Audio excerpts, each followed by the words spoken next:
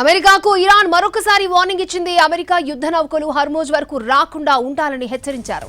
ఒకవేళ వస్తే వాటిని కఠినంగా ఎదుర్కొంటామని వార్నింగ్ ఇచ్చారు. అంతేకాదు అమెరికా భూతల యుద్ధం ప్రారంభిస్తే తాము ఇప్పటికే హర్మోజ్ దగ్గర 10 లక్షల మంది సైనికులను మోహరించామని ఐఆర్జీసీ ప్రతినిధి చెప్పుకొచ్చారు.